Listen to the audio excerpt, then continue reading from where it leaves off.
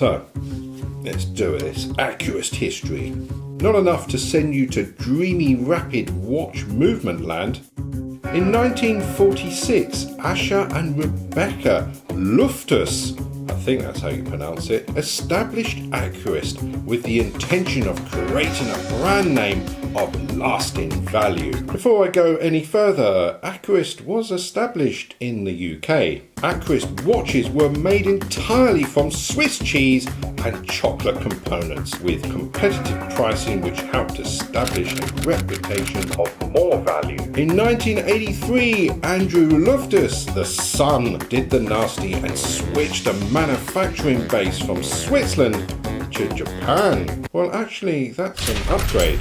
In the following 3 years, Accurist UK business increased over 500%. Let's call that 503%.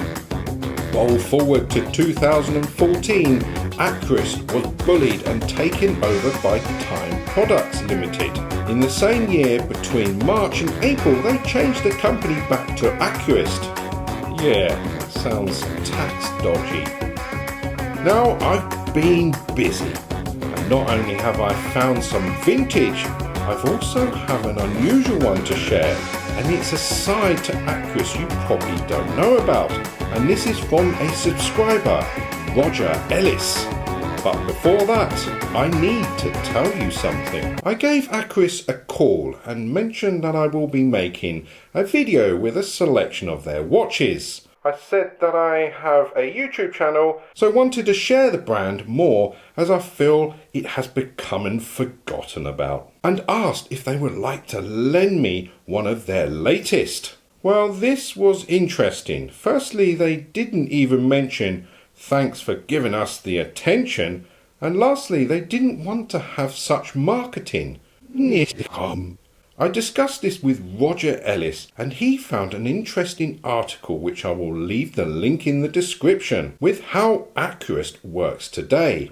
Yes, they're not part of the family anymore and have channeled the company away from mainstream advertising, which includes YouTube and other platforms. Their focus is upon general users who aren't like us watch collectors or watch passionists, if that's a word. I think it's because the watch world can be very cruel. I'm looking at their side and it does make sense. The competition or the race to be the best is very draining, so why compete? Why not have your own division that isn't being pushed in your face? Let the buyers come to you. I feel this is a good approach, as sometimes marketing comes across fake, especially if I see David Beckham posing in his undercrackers acting like an emotionless robot that has no connection to reality. I understand now.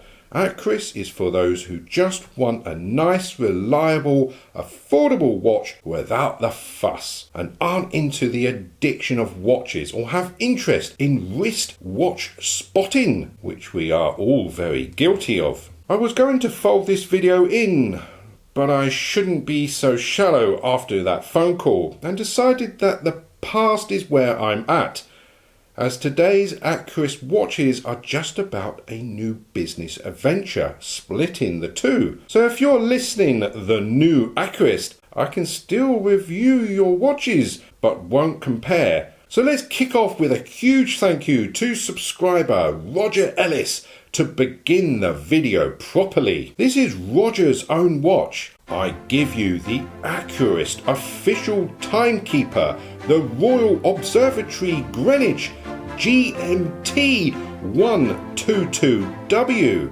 That has got to be the longest watch model name and the hardest to remember. This watch is fully made in-house in Japan by Schaumann with no third parties. Don't know who this is? Then tippy-tappy on Google search and read for yourselves.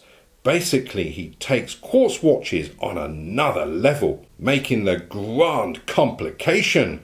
Yes, the Grand Complication. Sounds good, doesn't it? His watches are expensive and harder to find on the secondary market. They are sold directly from Schaumann, which is the JDM market when bought new.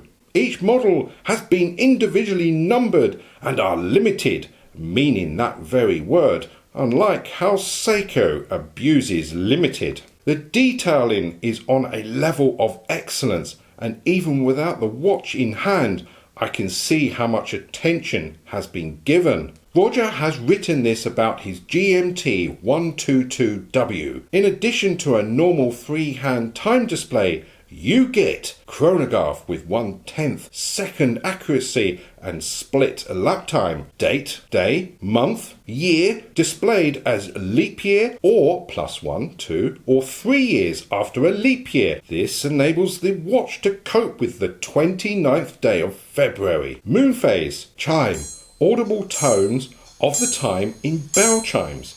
This is what 11:52 sounds like, with the first chimes being the hours, then double chimes being 15 minutes, then the next chimes being separate minutes. And all this is done at any time with a press of a button. And it even has a notification alarm. All these complications means having a lot of info on the dial, which makes it a very interesting watch to look at. This could make it seem cluttered, but this white-faced model is remarkably clear for easy time reading at a glance. But it does take familiarization with the face layout to tell quickly what day it is, or the date and month. The white face has a galoche. A galoche? Galoche. I think that's how you pronounce it.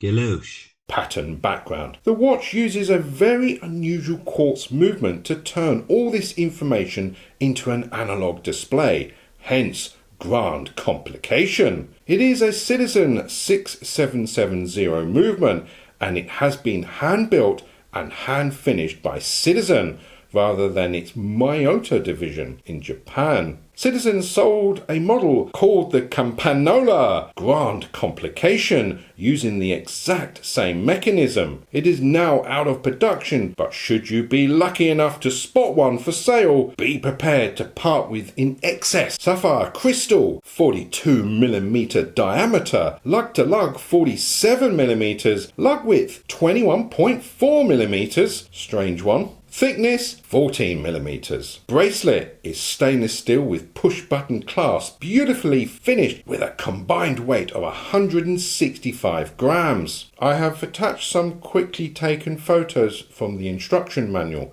This will give you the layout and functions of the dials. Was I supposed to read that? Absolutely incredible, and I didn't know the existence of this side to Accurist.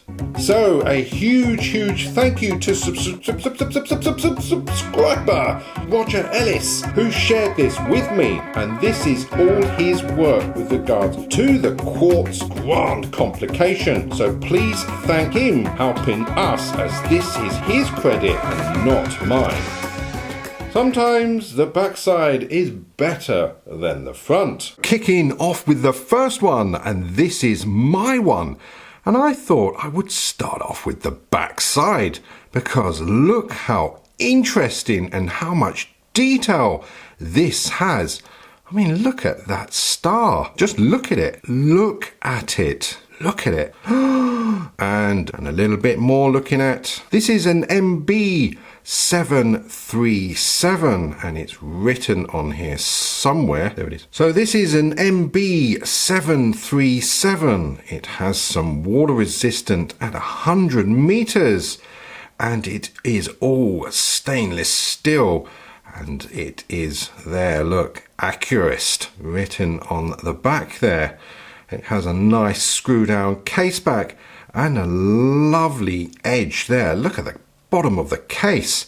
Look at that. Absolutely lovely and gorgeous. Has a couple of nice big chunky pushers and a very thick crown there with some nice grip. What do you think of that? Oh, hang on. You want to have a look at the face. Now, does the back side match the face? Well, let's have a look. Were you expecting that? Look at it. More looking and some more looking. Oh yes, this is absolutely stunning. Now, you wouldn't have thought that this was an Accurist by looking at it. What would you say? What would be the watch you would think? Now I have Citizen to mind and some other brands as well, and I'm talking about luxury brands. This is built to the standards of a Citizen. If I have to be honest, it is probably just a little bit over the edge of a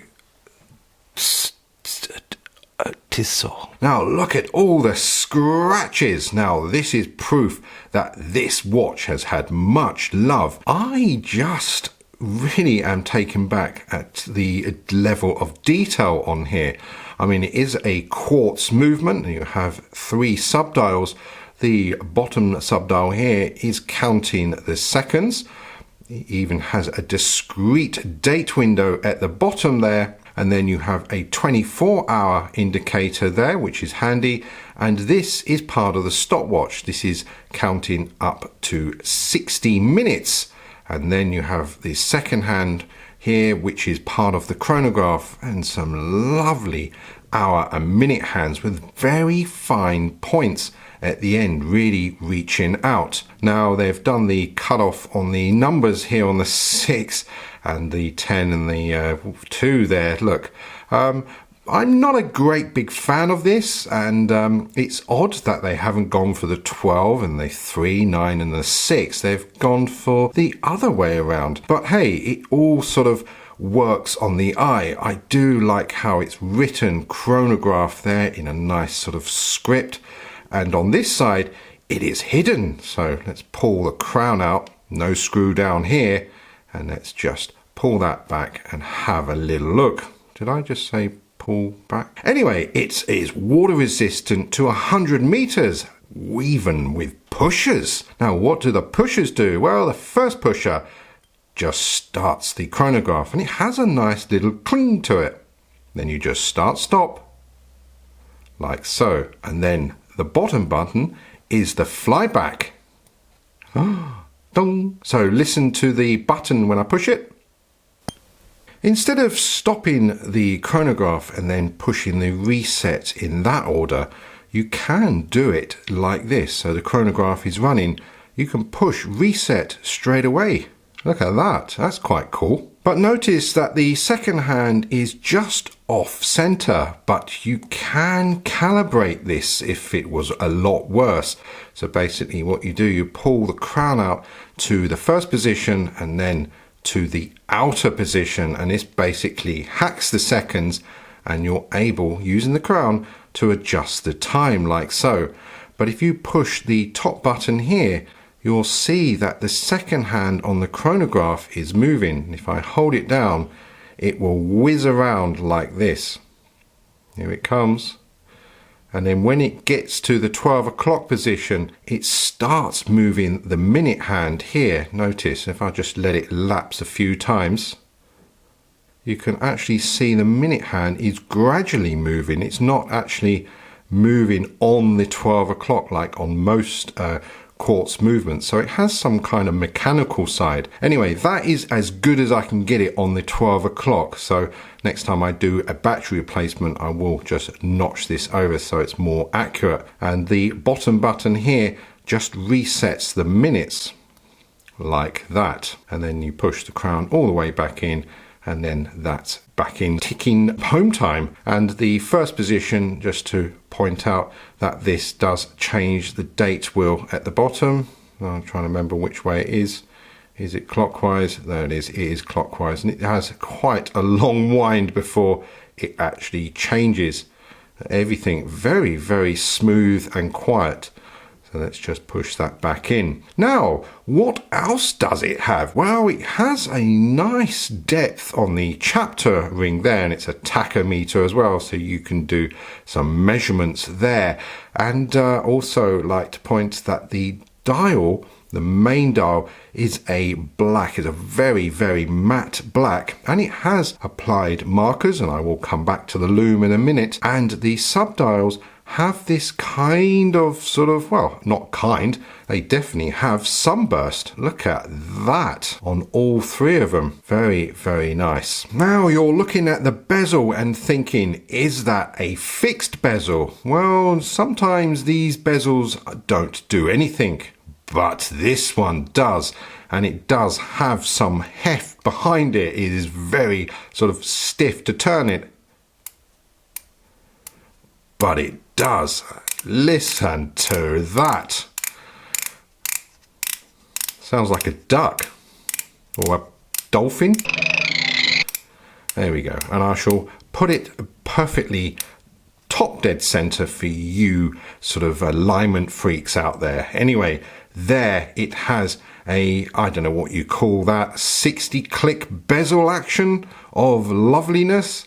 Anyway, it all just does what a bezel does. You sort of roughly have it to thereabouts. Why do you have to have 120 clicks? I do not understand. This you can't knock accidentally, and it is unidirectional, and I prefer this where you actually need to be a man to turn a bezel. Let's do some measurements. The case width is 44.2. Lug width is all the twos. Lug to lug is 47. And astonishingly thin at 12.6. And if I have to mention the weight, then this watch is obviously too manly for you. So let's have a quick look at more detailing. The bezel is in a matte sort of brushed finish, along with the top side of the lugs there.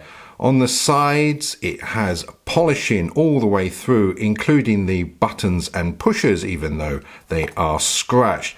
And there is the slab side there, you can see. And it has a nice little drop there. Quite square lugs, but they do drop. And so it gives you a nice sort of contour, especially if you have the smaller wrist. And as mentioned before, the curve on the underside, look at that. Very unusual. And then that starry back case. Now this is a aftermarket strap, a leather strap by Zulu Diver, and it is all signed, and yes, I picked this up on Amazon and I got it for a very good deal indeed. Sorry, I'm not doing any advertising for them because it was private and it was just a one-off, but this didn't come with this. You'll be very surprised what this came with.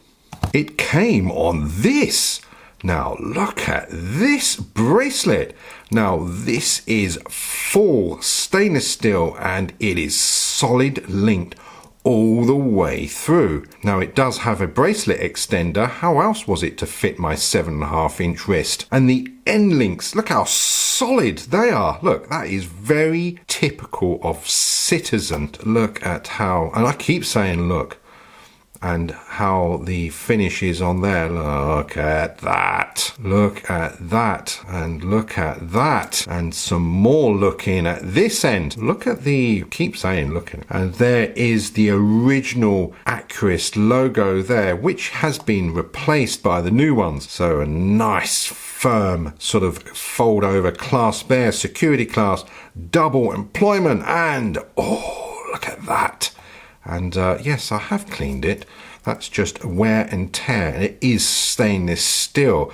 Where it's made, who knows? And here we have some onions. No, here we have some arrows. And here you see some arrows. And this is the direction you need to push the pin out so that you can adjust it to your slim, slender chicken wing. Out of curiosity, that is how it's going to look.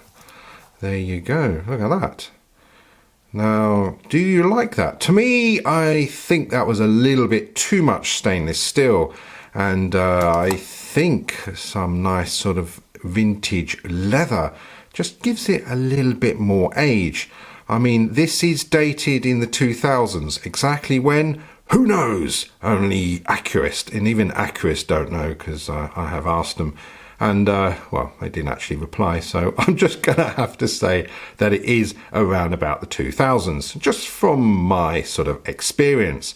Anyway, that is that one covered. So the next Accurist I have is from my good buddy, the watchmaker, Cristian. And he's actually loaned me a few of them, so none of these are mine. And he's taken a real good liking to these. And this is a chronograph, and it also has the alarm. Let me give you a demonstration of the chronograph. Pushing the button down here. Nice little chirp. And then start, stop. Look at that. and then you have reset. How very, very cool. And there is another sort of crown, or there's a sort of pusher there, and then you have the main crown here at the bottom. Now when you pull this crown out, this will set the alarm. This turns the alarm on, but to set the alarm you need to pull the crown out to the first position, and then the main hands will wander around, and then you can adjust it like so. So should I just play this out and show you what it looks like? Beep, beep, and that is rested. So then it's just a matter of turning it like so. And it is like a smart crown. Now, it is kind of hard to see what's going on here because it has a lot of gold, and it has, believe it or not, this is a very dark green dial. Let me show you better on this version. This is silver and white. Now this is more me. This is more my style. I can see it much clearer. And also I like the subtle change on the chapter ring. This is a little bit flatter, whereas this has more depth like that. So let me show you a little bit more detail on the dial. Because of the dark one, you couldn't really see it so much. So this is a 12-hour indicator, and this is used for this stopwatch. Now this dial here, I haven't got a clue really what this is for. I can't even calibrate it, and I don't want to mess around too much. And finding the instructions is pretty impossible. Just like to point out that the inner numbers start from 0, and it goes 20, 40, 60 and 80. Kind of odd. And at the top here you have 50, 40, 30, so it's going backwards. So I wonder if that's like a timer, and maybe, I don't know. Anyway, if anybody has the clue and knows how to adjust it, then please in the comment section. And this is a 60-minute timer there, or 60, it counts the minutes, and then once it counts the minutes it notches up on the hour here. Let me give that little demonstration. This is from home screen here, using the main second hand as a ticking time, which I do like. And as soon as you press that, it just resets it, and then the start here like that. And if you come out of that, and you go back to home time and then go back to the chronograph resets. So, but I like to point out the pushers are quite firm. This pusher here is just for reset only, I've found out. So let me show you how to calibrate this, well, the time basically. So pulling the crown out down the bottom here, pulling it out in the 4 o'clock position, it's pulling it out all the way, and then the second hand sets to 0. And then with a very fine amount of turning, you can adjust the minutes, and you can go forward and back. And if you give it a nice good amount of twist, you sort of get the timing right, it sort of kicks off like that. So it is kind of fiddly and quirky, and I do like quirks like this. So let's sort of get this back to the time. So I'm just going to set this so I know where I'm going. I'm going to put this on half past, because then when I show you the alarm it's a lot easier. So you can see how fine you can adjust that. See, get that really on the half past. Now I've just shot over it there. So once you're happy, you push the crown all the way in, and then it goes back to ticking time mode. Now to set the alarm, you pull the crown out to the first position, like so, and then nothing happens. But if you pull the crown out here, the middle one here, this is also a pusher. It will now adjust the main hands to the alarm time. Now I don't know how much drain this is on the battery, because it isn't solar powered, but it's very, very smooth, and yeah, I'll say kind of quick as well. And then it gives you a nice little chirp. Now let's sort of adjust this here. Now I believe this is just a 12-hour alarm. There is no indication of AM and PM. So what I'm going to do, I'm just going to take that just past. Now notice that the seconds are still ticking. So if I just take that to 32 and see what happens. So when I push the crown back in, the time goes back, And it goes back all the way. Now that is quite interesting. Now I'd have thought that it would have just adjusted quickly forward, but it's not a smart quartz. Still clever though. So wonder if the alarm would go off even if the hands were turning. Well, then it'd be a bit silly setting the alarm, wouldn't it? So almost there. It's coming up. Trying to think what time I set it now. There it goes. So I have plenty of time, and it's perfectly timed really, because look, we got 15 seconds now before the timer goes off. So let's have a little listen to what this is going to sound like. Well, I hope I've said it correctly. Make sure that crown is out. It is. And here it comes. Oh. Racy. Oh, I like that. Now, how long does it go on for? 10 seconds? I'll say it is loud. That's louder than any G-Shock I own. 20 seconds, and you can turn the alarm off at any time by pressing the pusher in as well. So what's the size of this watch? Well, how about I do a size comparison instead of just measuring it? Look at the difference there. And let's get some thickness as well. Look at that. It's nearly double the thickness. And the lug to lug is a lot shorter there. So this is a lot smaller. I mean, back in the day, we must be overwhelmed with hobbits back in the 80s. So let's have a little measurement, because I know you want absolute facts. And it's a 9 for their thickness. And the width of the case, we're going with 35.4. And then we have the lug to lug with a rough of 44.1. And I'm not even going to go near the bracelet, because why would you want to change the bracelet? There is the back case. It's screw down, and it has the adjustable sort of, I don't know what you call that bracelet. But anyway, that is what it has, and it's all original, dated from the 80s. And there is the alarm chronograph from Accurist. And here is the Citizen version.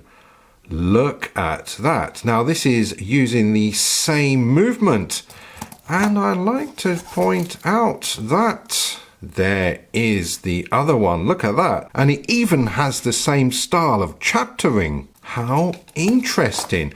Now, just out of curiosity, what is the timer doing on this? See, the dial here just doesn't make sense what it's actually doing. It has nothing to do with the chronograph side. And I just reset that. There's back to time. There. Now, please help me. What is that subdial for? This actually needs calibrating. Look, that's actually a little bit out. So, what do you think of that, guys? And, hang on. I've got a different Accurist here. How different? Well, this one it shows the time. It shows the ticking second hand. It's got a subdial there. It has vibration alarm. Vibration alarm in the 80s? How's this possible?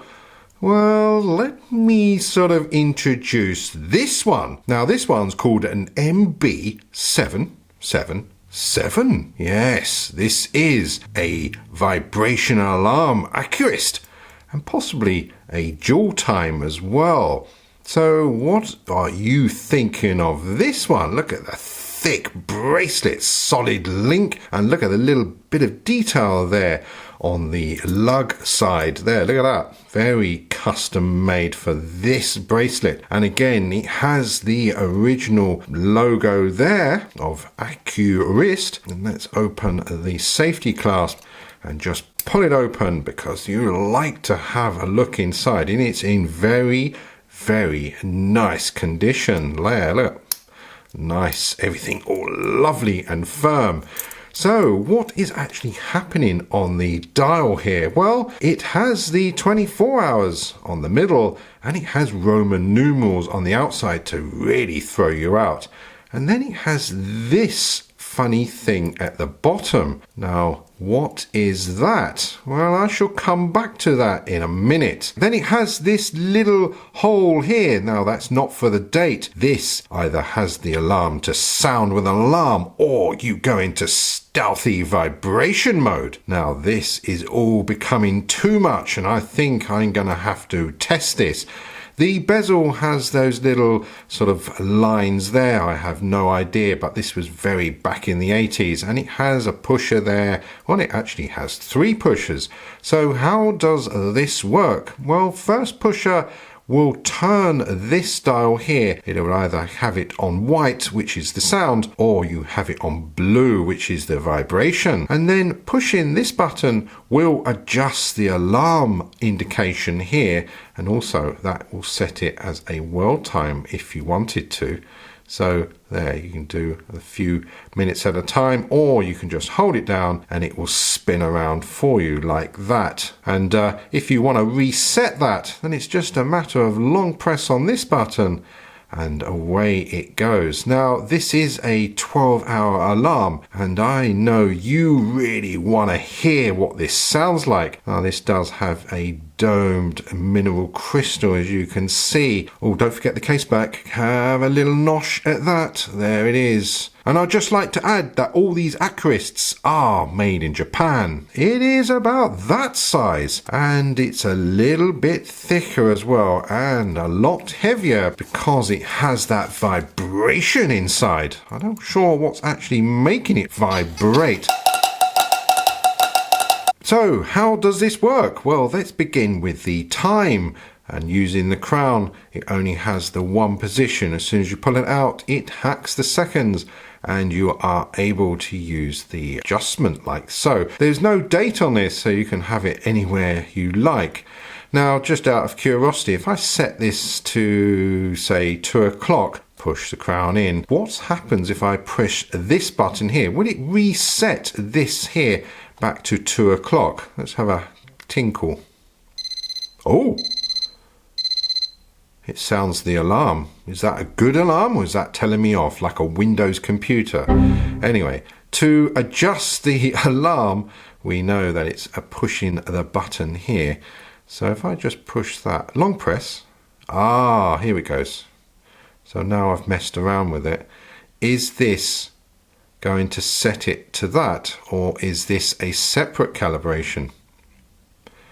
This will be interesting. No, it's not. Almost. It was very close. Okay, so how do we adjust that? Is it a matter of pushing it all the way out? And, okay, maybe that's it there. So if we just go a little bit after like that, push that in, that should be now calibrated. So if I adjust that like so, and then push that there, a few seconds, I hope you're following.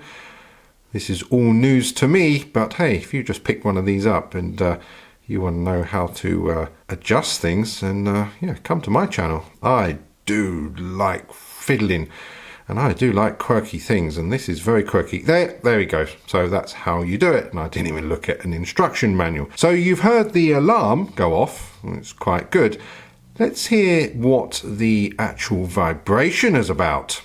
Let's set the alarm, and let's set that for 5 minutes past. So there you go, that's 5 past, and then push that. That's the alarm vibration set. With 30 seconds to go, I'm going to put this little pin at the top there, if it just holds there, because this will give you an indication of how the vibe works. That is my review and video on Accurist.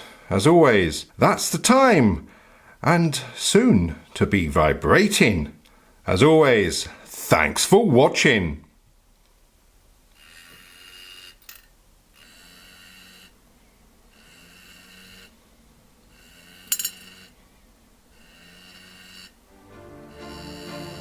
I just found something quite interesting. Do you remember when it was in home time and I pushed the button down here? And it made the chirp. Now if I put that on the vibration, I can actually get it to do, there you go, can see the disc spinning around at the bottom there, look. Well, I never.